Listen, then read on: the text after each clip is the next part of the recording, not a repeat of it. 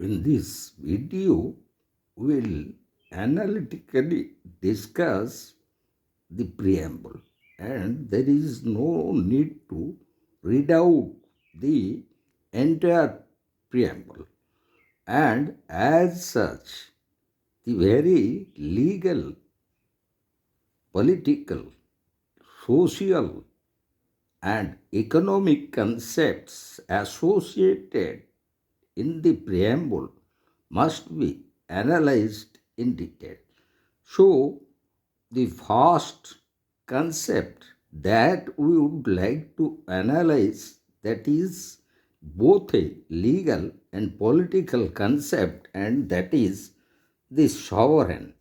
So, sovereign, as already we have discussed, having legal, political, and popular implications. And while regarding legal sovereignty, as we have already discussed about its main exponents, like the English political philosopher Thomas Hobbes and the English legal philosopher and jurist Austin. And as regarding political sovereign or political sovereignty, already we have discussed how it was promoted by the English political philosopher John Locke.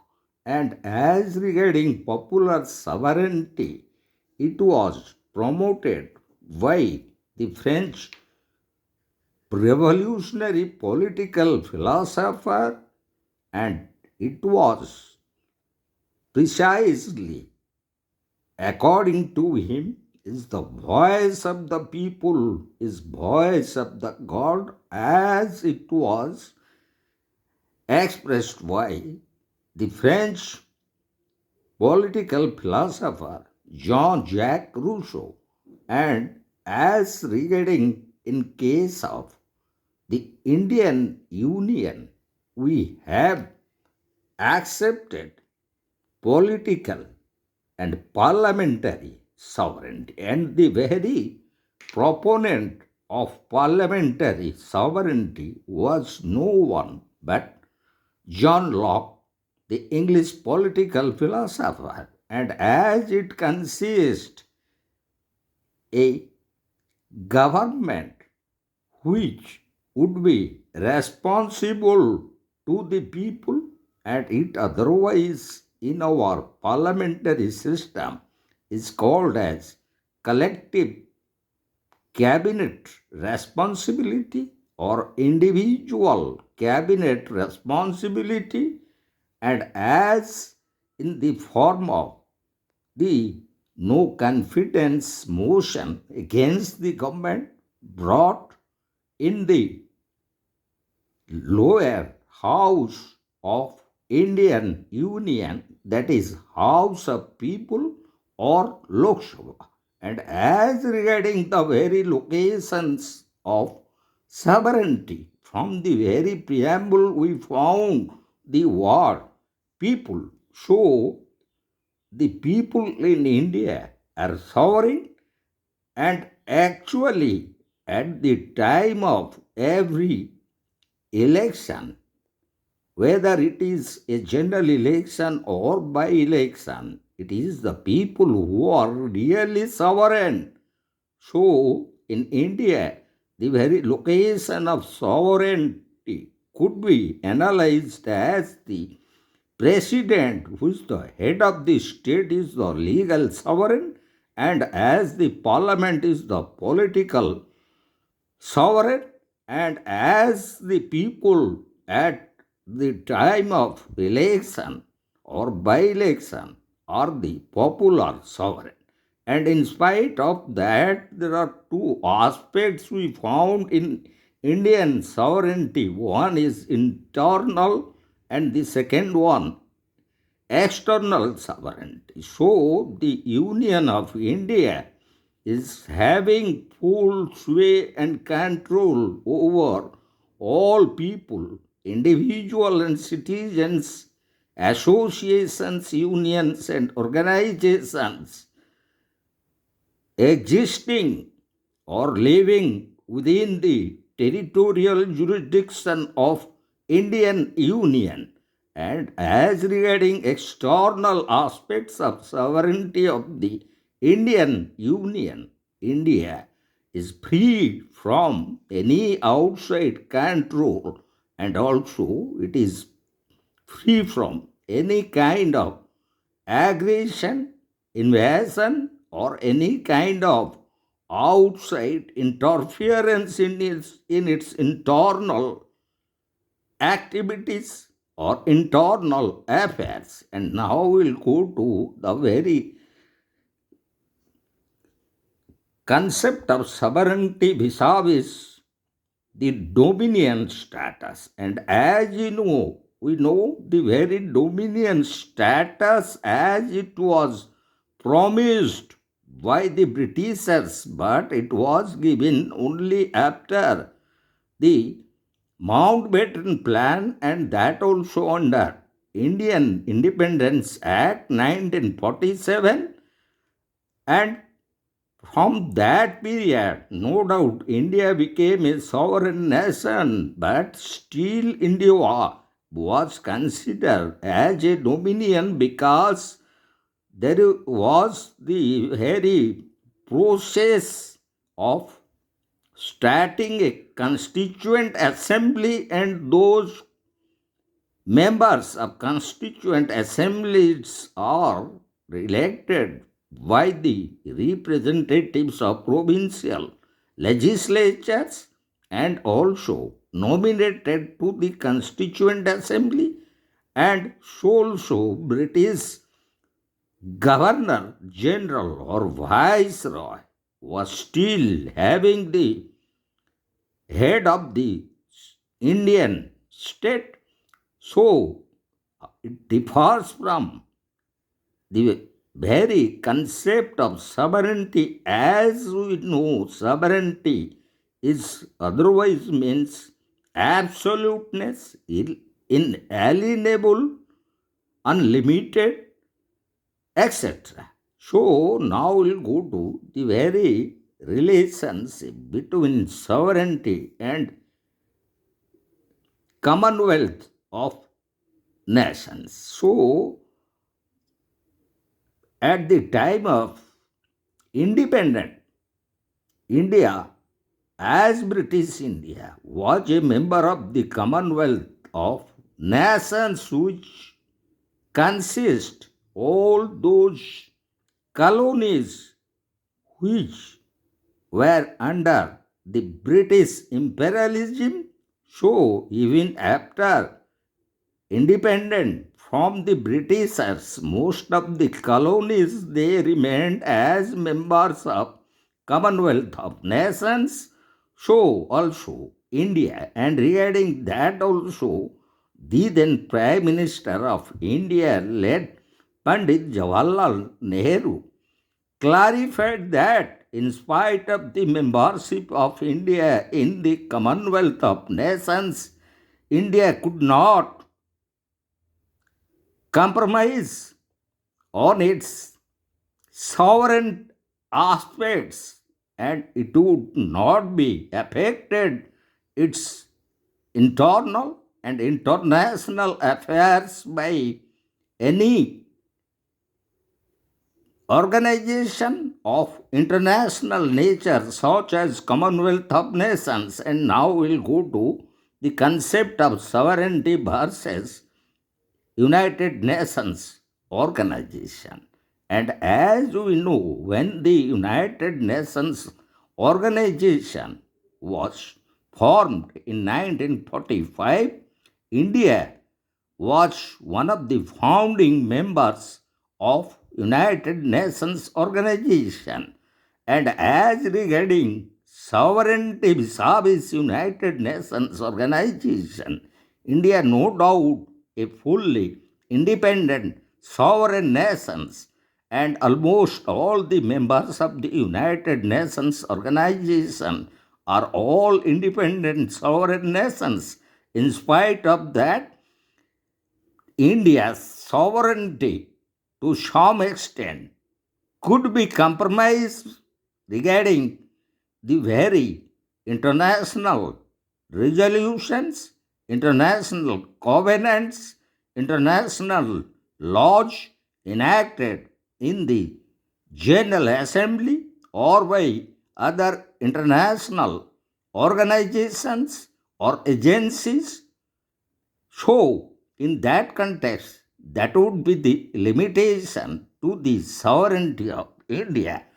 And also, in that context, we could analyze the very declaration, Universal Declaration of Human Rights in 1948, and the political and civil Declaration of Rights of the Covenant of 1966, also the Universal Declaration on the Social and Economic Rights of the Covenant of 1966, and other such international laws or international rules or regulations which, as a signatory member to those organizations and associations, to some extent, India is bound to observe such rules and regulation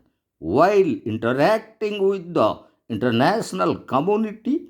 And now we'll go to the very sovereignty of India over its air, land, and inland water resources. So, India is fully sovereign over its airspace, also over its land, which constitutes all the forest, lakes, rivers, and also the natural resources like mines, etc. And so India was sovereign over its inland water resources, which constitutes all the rivers, lakes, springs, waterfalls, etc. So also the very sovereignty of India over sea, bay, and oceans. And as regarding that, India is almost sovereign up to 300 nautical miles from its seashore, so also over the Bay of Bengal, or in case of the Arabian Sea, and so also in case of the Indian Ocean. And as regarding to that, India has to observe certain international maritime laws, rules, and regulations which were framed by the international community consisting all the members of United Nations organization. And as India is also a signatory to the international laws relating to sea and ocean, so also the international maritime law.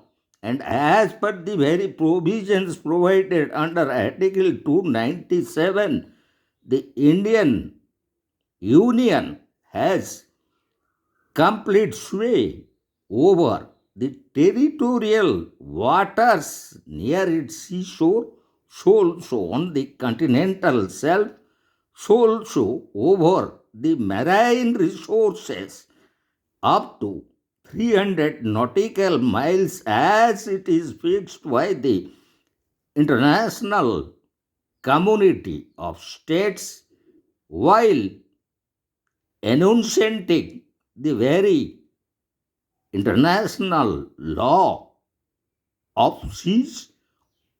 And now we'll go to India's sovereignty over islands such as Andamans, Nicobar, Lakshadweep, and Wheeler Island. So also India has complete and full sovereignty or supreme power over such islands, as these are the integral part of Indian territory.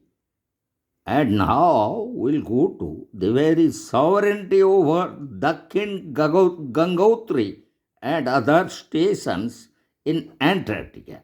So the very expedition to Antarctica, as we all know, started in 1980, and India laid the foundation of a station at Dakhin Gangotri in Antarctica.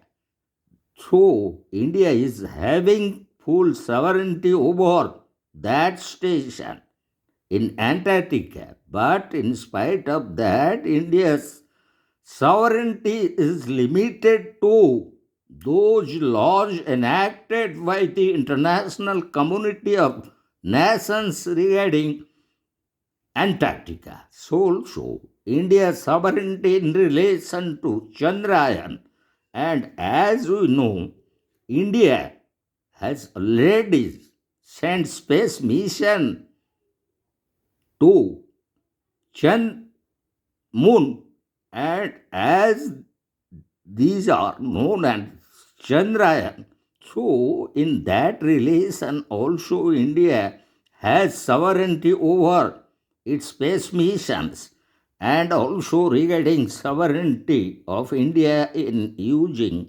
communication, satellites, space shuttles, rockets, and ballistic missiles.